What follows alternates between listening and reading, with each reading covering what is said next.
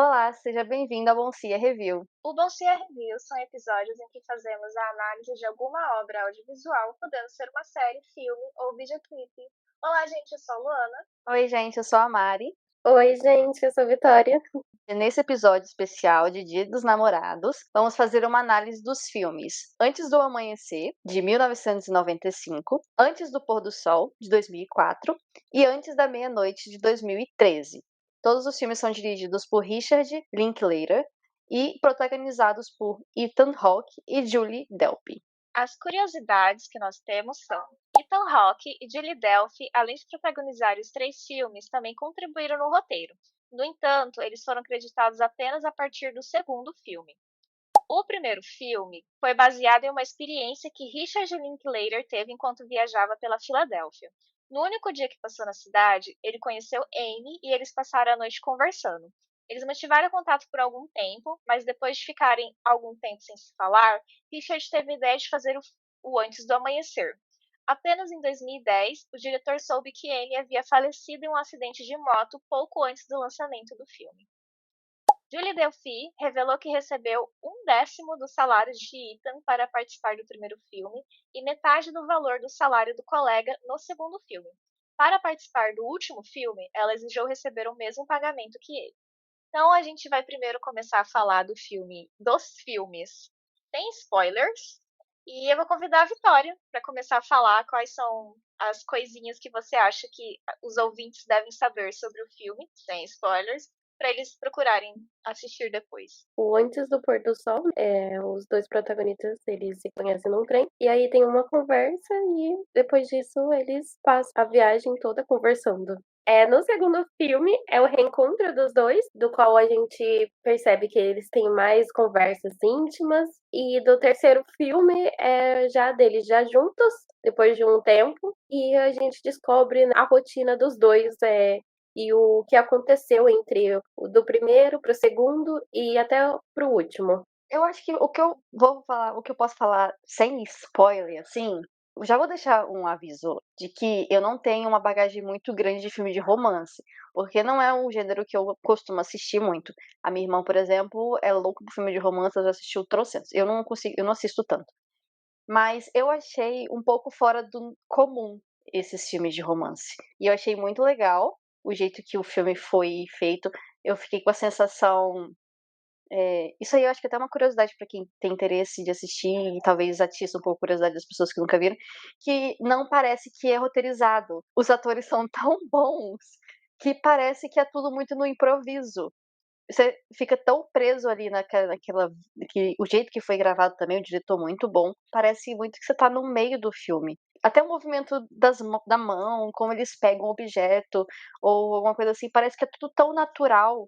E isso eu percebi nos 3 filmes, ainda mais que eles foram gravados, né, e lançados em períodos bem grandes, assim, de anos, e seguiu o mesmo estilo, e eu achei isso muito legal, diferente dos outros filmes que eu já tinha assistido de romance.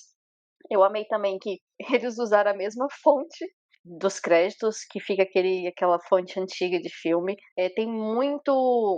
Como que é a palavra? Meu Deus do céu, tô lembrando da palavra em inglês, não tô lembrando da palavra em português. Mas tem muitas frases e muitas citações, eu acho que daria, né? Pra tirar do filme, que são muito legais. Que certeza que as pessoas que fazem tem Instagram de filme deve pegar muita citação desse filme. Queria anotar algumas, mas eu acabei. Era uma atrás da outra, assim, meu Deus do céu. Dá pra pegar o roteiro inteiro só de citação. É legal, porque as conversas, os diálogos do filme são muito bons. Essa é a segunda vez que eu assisti os filmes, e eu lembro que eu assisti a primeira vez quando tava para sair ou saiu o terceiro filme. A Mari falou o período de tempo, os filmes eles têm uma média de 9 anos entre eles, né? Tanto que quando saiu o terceiro, ficou toda aquele burburinho, ai, vai ter o quarto, não vai? E aí quando tava batendo 9 anos, assim, o pessoal ficava Linklater, oi, vai ter o quarto filme. Eu sei que ficou uma pressão para continuar a história, mas ele e o Ethan Hawke e a Julie Delpy eles já falaram que pode ser que eles voltem a fazer o quarto filme, mas, tipo, vai ser só quando eles sentirem que os personagens têm algo a mais pra dizer, com eles mais velhos e tudo mais. Enfim, O primeiro filme, ele tem muita sensação, apesar dele fugir desse padrão dos filmes românticos, como a Mari falou, ele tem muito essa sensação de tipo, nossa, olha que coisa incrível e surreal que pode acontecer. Você conhece uma pessoa do nada no trem e se apaixona por ela enquanto conversa. Enquanto o segundo filme, apesar dele ainda ter um pouco dessa sensação de olha que surreal isso acontecer, ele já começa a ficar mais pé no chão. Porque, tipo, eles vão conversar do que aconteceu na vida deles, as coisas que eles estão fazendo hoje em dia. Tem um impedimento ali na história, que a gente vai falar na parte dos spoilers. Então você já começa a perder um pouco desse encanto inicial e começa a ficar, talvez não dê certo, talvez, ai meu Deus, será que vai acontecer? E o terceiro filme, ele é totalmente pé no chão, assim. Então, o que eu gosto de falar é que os três filmes eles são uma ótima representação de você se apaixonar. Que é a questão, o primeiro filme é a questão do encanto, da paixão. Aí o segundo filme já vai transformando essa paixão momentânea em amor. E o terceiro é o amor realmente você batalhando, construindo o relacionamento, mantendo o relacionamento vivo e tal. Eu sei que o terceiro filme ele não é tão amado, quanto os dois primeiros, mas eu gosto muito desse balanço que eles têm. E eu acho que seria incrível se fizessem um quarto filme falando desse relacionamento com eles mais velhos e tudo mais, tudo que aconteceu com eles. Tem também uma frase muito boa do Ethan Hawke, que ele fala que o primeiro filme é o que a gente deseja que acontece, o segundo filme é o que a gente espera que acontece e o terceiro filme é o que realmente acontece. Principalmente se a gente parar pra pensar em relacionamentos reais, né, da vida real, que nem sempre começam de um jeito, entre aspas, mágico, igual acontece aqui no. Eu acho que pra quem gosta de filmes de romance, é uma ótima coisa maratonar essa trilogia e realmente parar pra pensar sobre essa questão de como o relacionamento é construído, como a gente pensa sobre o amor também, e como a gente gostaria de construir um relacionamento quando conhece uma pessoa que a gente acha que é especial. Eu até fiz uma anotação sobre o primeiro filme que não é spoiler, mas todo mundo já leu a sinopse e sabe o que acontece no primeiro filme. Eu tinha colocado que essa minha falta de coragem me priva de duas coisas: de viver aventuras ou de perder minha vida mesmo, porque são duas situações que podem acontecer na realidade. Ou você dá sorte de viver uma aventura, ou alguma coisa trágica acontecer. E eu passei o primeiro filme inteiro pensando nisso. Gente, eu não teria essa coragem de fazer isso que ela, no caso, né, fez, que a gente sempre pensando que a mulher é sempre a que tá se colocando mais em risco em situações assim. Mas o que você falou também de ter um quarto filme, eu acho que não faria muito sentido mesmo fazer um filme logo depois de 9 anos, porque pensando no jeito que eles estavam pra frente de 9 anos, acho que não teria muita assunto para um quarto filme logo depois. Acho que Uhum, seria muito mais também interessante acho. se tivesse um filme onde se eles estiverem juntos ou não, quando eles tiverem mais uma idade, assim. Se for ter, né? Se não, eu gosto que ambos os filmes eles deixam aquele de você querer um pouco mais. Então, se não tiver também, eu fico contente com os três filmes que a gente tem e com o final que a gente teve no terceiro. Eu realmente concordo com vocês duas, né, referente ao quarto filme, porque eu acho que essa trilogia já fechou, sabe? Porque no primeiro filme a gente vê, como você disse, Luana, um amor mais apaixonante. No segundo é mais começando a ser uma coisa mais madura, mais pé no chão. E o terceiro é já a concretização desse amor, já é a finalização. Então, não tem muito mais o que dizer para um quarto filme. Mas sim, eu já apaixonada por essa trilogia dos filmes, eu amaria ver um quarto filme. Referente ao diálogo entre o primeiro e o terceiro filme, eu acho que o segundo filme ele mostra melhor o desejo, o passe onde eles estão, sabe? Tipo, aonde eles estão naquele tempo. Aonde a mente deles do primeiro filme até o momento levou eles, sabe? Um amadurecimento e tudo mais. Eu acho isso bem interessante. É que, tipo, o segundo filme. O primeiro filme a gente fica muito encantada, né? A gente vai assistindo assim, meu Deus, não quero nem piscar, olha que coisa maravilhosa que está acontecendo. O segundo filme, a gente fica assistindo porque a gente fica assim, vai, gente, se beija, vai, faz alguma coisa, vai, agora, vai. Exato. Só que, tipo, aconteceu muita coisa entre um filme e outro, né? Então eles estão botando tudo pra fora. E aí a gente fica naquela expectativa, assim, na pontinha da cadeira. Vamos, gente, vai, vai, vai. Exatamente. E, tipo, o que me dá a sensação do segundo filme é aquele desejo, né, que eles ainda têm entre si. Porque, tipo assim, sim, eles estão mais velhos, referente ao primeiro filme, mas a gente ainda vê, sabe, o eles interior, sabe? Isso é muito bom. Porque o filme, ele mostra que teve a passagem de tempo, mas ao mesmo tempo eles ainda parece que estão no passado, sabe? É aquela sensação, É, tipo, você rever uma pessoa do seu passado e parece que pra vocês não mudou nada. Eu achei isso muito incrível. logo. Ah, acho que essa parte que eu quero falar é muito a partir do spoiler. Vamos já passar pro spoiler, que aí a gente já consegue falar mais. Isso, vamos lá. Well, it does have. Yeah, spoilers! Então tá, a parte de spoilers. Quem quer começar? Porque eu tô alisando o cachorro, que ele tá com frio.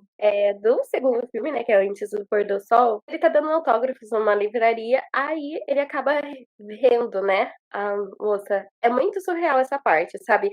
Dá a sensação de que tá tudo em câmera lenta. Aí depois eles pegam e vão saindo pela cidade, né? Eles estão em Paris. Depois eles vão, né, saindo da cidade, conversando sobre o que aconteceu. O jeito que eles conversavam parecia que, tipo, não deu a sensação pra mim que passou 9 anos. Deu a sensação que, tipo, eles se conheceram ano passado. Sim, eu até notei isso. Por mais que teve uma vibe meio estranha entre os dois no começo, tipo assim, a Uhum, gente não se vê há muito tempo, a última vez que a gente viu, a gente viveu aquilo tudo, mas ao mesmo tempo a conversa deles, eles se conectaram muito rápido, como se não tivesse exato. passado nada assim, que eles da última vez que eles tinham se encontrado. E eu achei isso muito legal, porque tem umas pessoas que realmente se conectam assim. Por mais que você fique anos sem falar com a pessoa, quando você encontra com ela, você conversa como, vi você ontem. Aí, o que eu mais gosto nesse filme é a conversa que eles têm no barco, onde a protagonista, ai, perdão, eu esqueci muito o nome dela, gente. Celine.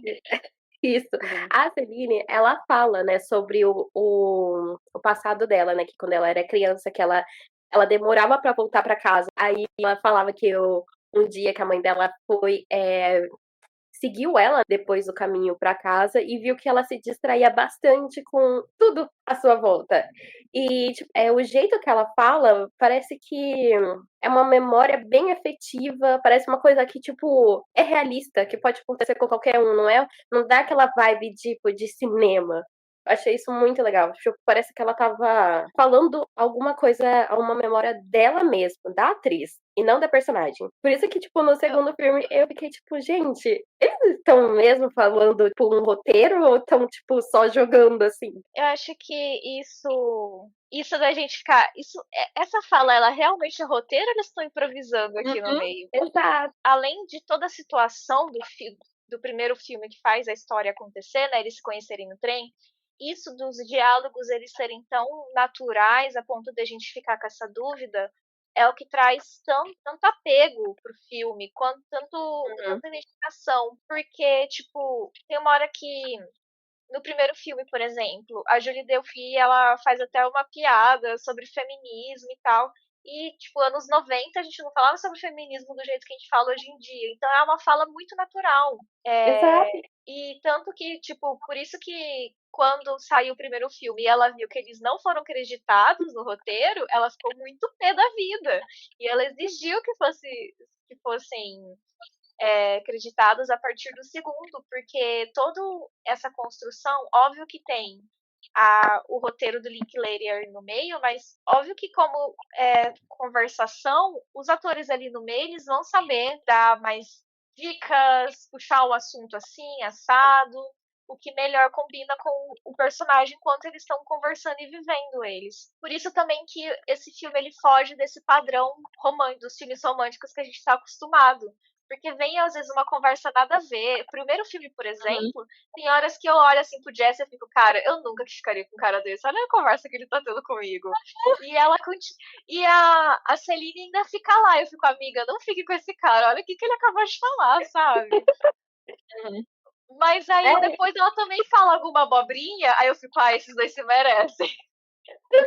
tipo, no primeiro filme, Eu achei, nossa, uma coisa que me marcou bastante foi naquele momento onde eles conhecem a cigana, né? Ela lê a mão da Celine e aí depois ele começa a falar um monte de coisa, né? Tipo, sabe? Tipo, sem noção. Exatamente.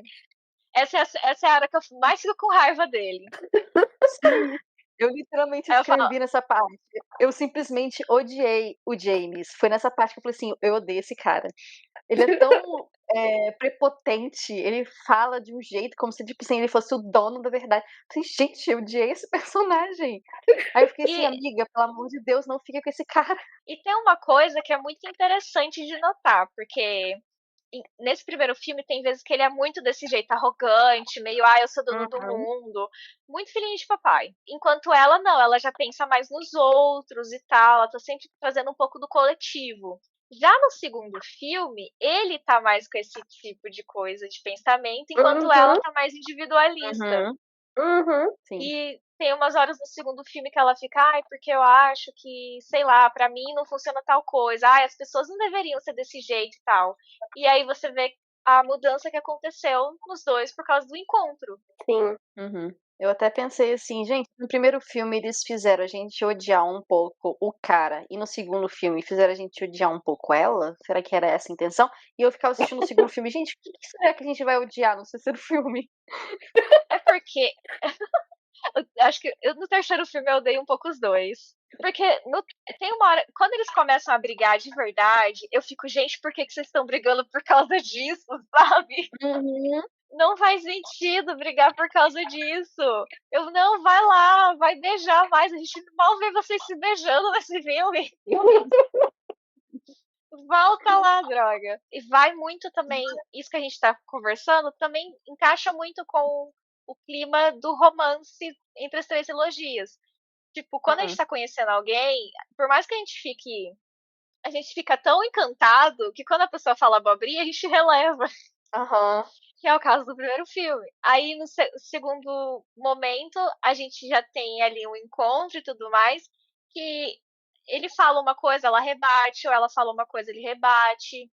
E no terceiro filme já os dois meio que estão em pé de igualdade, entre aspas, assim, porque o relacionamento já está consolidado, então as conversas elas ganham muito mais peso quando Uhum. um fala um azinho e daí já vira um problemão ali, que vira todo um auê que você fica, não, como assim vocês vão se separar por causa disso? Não, volta aqui. Exatamente. Tipo, no segundo filme, por mais que seja, tipo, muito irreal, eles terem se reencontrado depois de 9 anos, aí, tipo, eles querendo se separar novamente, eu fico tipo, mano, por que vocês estão fazendo isso? Vocês estão literalmente jogando uma oportunidade no lixo, tipo, não faz Mas sentido. é que no segundo filme, infelizmente, eles criaram esse monte de obstáculos, né? Que, tipo, óbvio, Exato. passou 9 anos, eles não iam ficar os dois esperando, ai meu Deus, se eu Esperando um pelo encontrasse outro, ela né? de novo.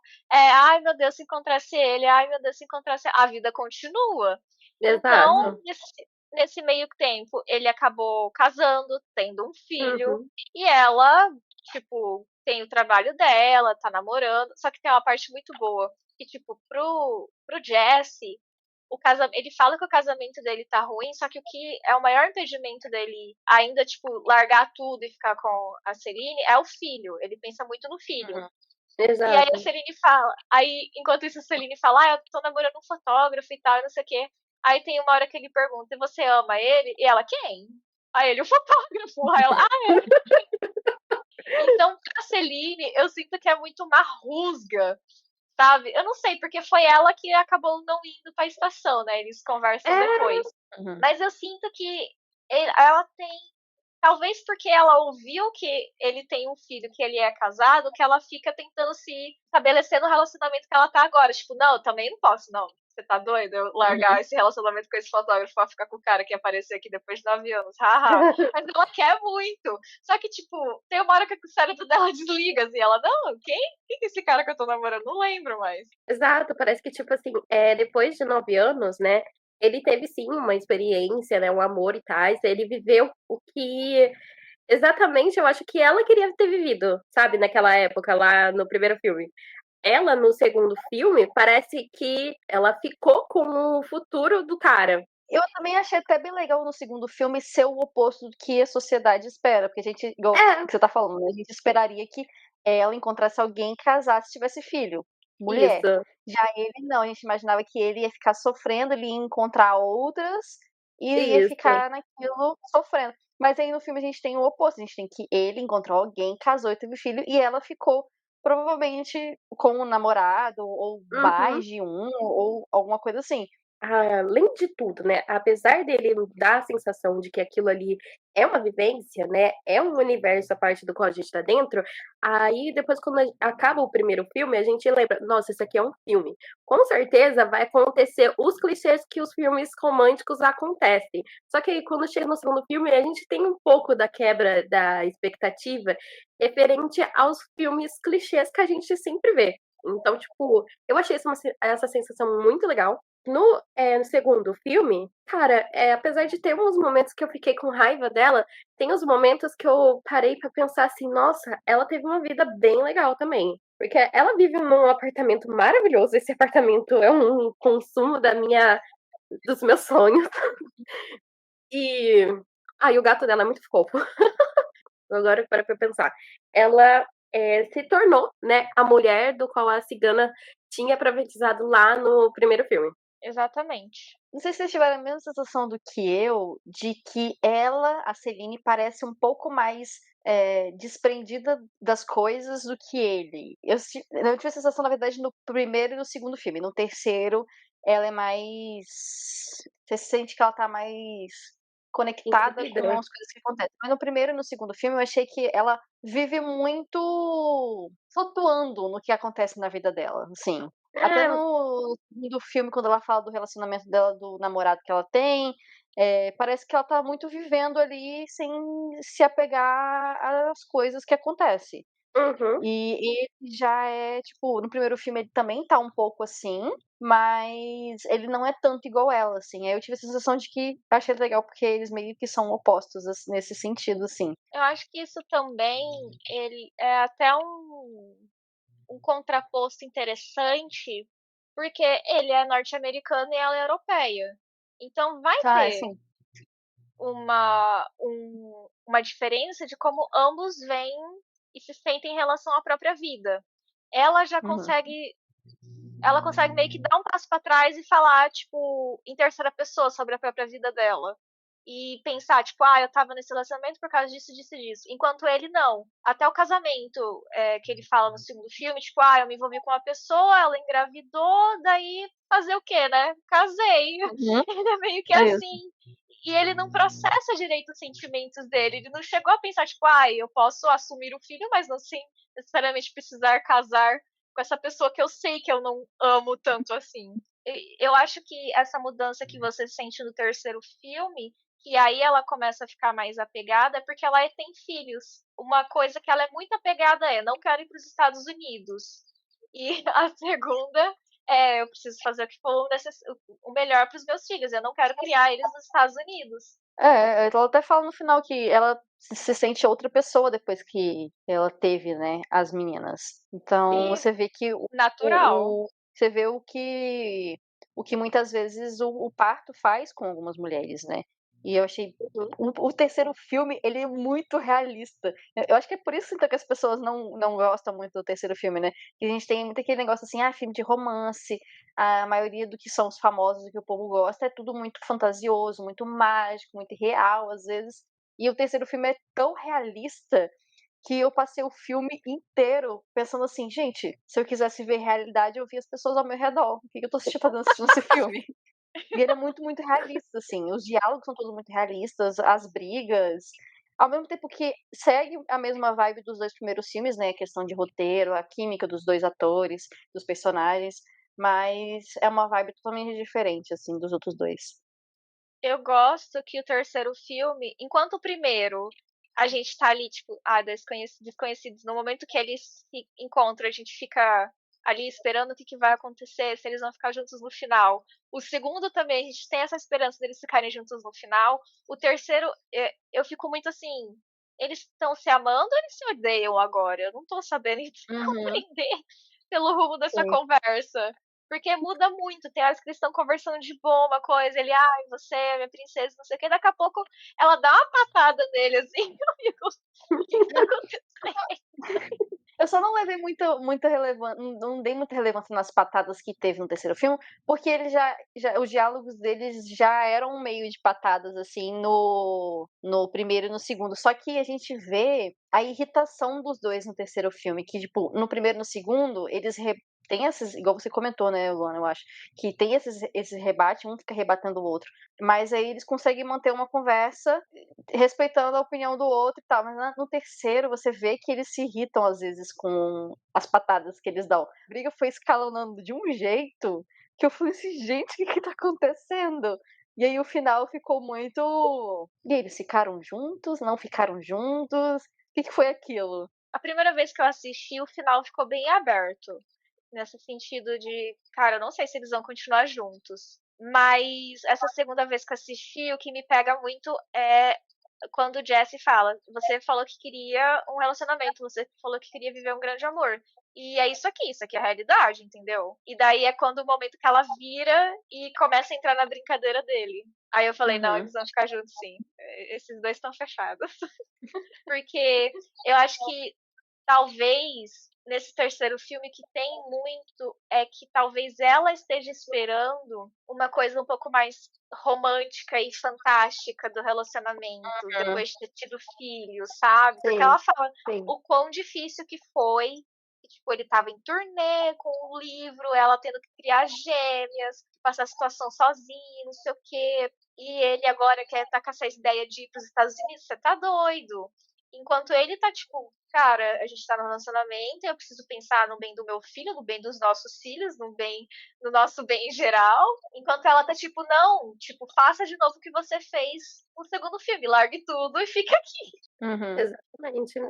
Tipo, no terceiro filme, além, né, de ter tido essa mudança, né, da personagem depois da gravidez e tudo mais, que claramente é visível, ela também fica bem insegura, porque eu lembro bastante que teve muitos diálogos onde ela perguntava pra ele, querendo, tipo, uma coisa mais romântica. Ele meio que tentando, ela fazia a conversa de voltar pra ele se declarar pra ela. Que ele lembrasse, né, que depois de tanto tempo, ela nessa aparência, nela, ela no agora do terceiro filme, ele ainda convidaria ela para comer alguma coisa lá dentro do restaurante do trem e fazer aquela mesma pergunta deles passearem, né, em Veneza, eu acho que era que eles estavam, que eles saíram do primeiro filme. Acho que o primeiro filme é Copenhague, um lugar assim. Mas ela sempre volta, né, para esse tipo de diálogo, sabe? Tentando uma coisa mais romântica, né? Fazer ele se declarar mais para ela. E, tipo, eu acho triste, por uma certa parte, porque no terceiro filme a gente vê que o encanto que a gente tinha no primeiro e no segundo se perdeu um pouquinho, né? Porque eles se caíram na rotina, né? Esse terceiro filme é muito mais cru, é muito mais realista, né? O que eu vi no terceiro filme que me fez sentir, porque, tipo, gente, um casamento é desse jeito, tipo, com as coisas que eu já vi, né, nos filmes românticos, bem hollywoodiano, bem padrão de clichê, para esse filme, eu senti um impacto tão forte, parecia que, tipo, tinha batido na parede, em alta velocidade, sabe? Eu senti desse jeito. Ah, eu só não me sinto desse jeito porque eu já assisti filmes de casamento bem piores. Bem de arranca-rabo, esse daí não é nada. Isso aí é light, isso aí é lua de mel comparado. Vamos dar as nossas notas para cada filme. Cada uma fala a nota por primeiro, por segundo e por terceiro filme. E depois a gente fala as notas que cada um tem aí nas plataformas de filmes. Vitória, qual é a sua nota pro primeiro filme? Cara, eu diria que é um 4, então. Mari, qual que é a sua nota pro primeiro filme? Eu vou dar um 5 no primeiro. Minha nota pro primeiro filme também é 5, não tem como, gente. E a Então a nossa nossa média ficou. média, 4,6. Então, a nota no Letterboxd, gente, para esse filme, para o primeiro, é 4,3 de 5. No IMDb é 8,1 de 10. E no Rotten Tomatoes, ele tá com 100% de aprovação de crítica e 93% de aprovação, né, do público. Vitória, segundo filme, qual a sua nota? Eu digo 5. Mari. Esse segundo, eu vou dar 4. Eu vou dar 5, porque assim, pra mim o filme é 4, mas aí chega no final, o Jesse, ela fala, você vai perder o avião, ele fala, eu sei, aí me parte Sei. as pernas ficam bamba, entendeu? Eu adoro muito esse final, de verdade. Por isso que a minha nota é 5. Ele é perfeito, não tem situação. Então a nossa média gente. também fica 4.5. No Letterboxd, o filme tem 4.3 de 5. IMDb tá 8.1 de 10. No Rotten Tomatoes, 94% de aprovação da crítica e 91% de aprovação do público. E o terceiro filme, Vitória, qual é a sua nota? Vocês não vão me julgar, né, gente? Não, aqui sem julgamento. Eu vou dizer 3. Mari. 3,5. Eu vou dar 5, gente. Meu Deus. Luana é muito realista. Não dá Né? pra mim, Ai, não. é que, tipo, eu já conheço os caras, entendeu? Eu gostei muito mais desse filme essa segunda vez do que eu gostei na primeira, sendo bem sincero. A nossa média pro terceiro filme fica 3.84, né? Uhum. E a nota no Letterboxd tá 4 de 5. No IMDb tá 7.9 de 10. E no Rotten Tomatoes tá o 98% de aprovação da crítica e 82% de aprovação do público. Perfeito. Então a gente vai agora pro encerramento.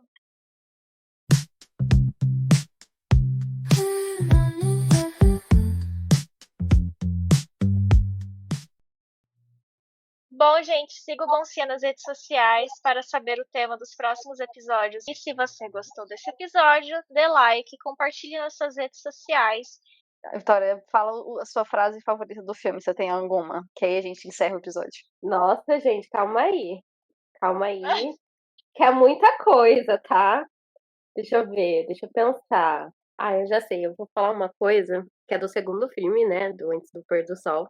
As pessoas têm um caso ou até um relacionamento. Terminam e esquecem tudo. Seguem em frente como se trocassem a marca de um cereal.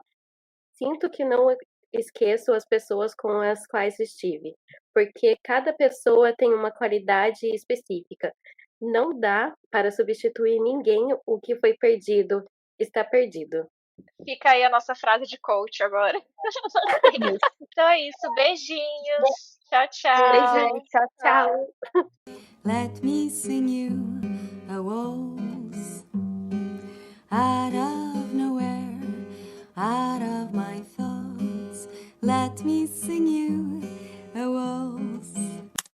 Essa abertura rodou Olá. direito pra vocês? Ai, meu Deus do céu, rodou, é. Ah, tá, pode continuar. Eu acho que tem um... Calma. O que é que eu ia falar? Passou rapidamente pela minha cabeça e foi embora.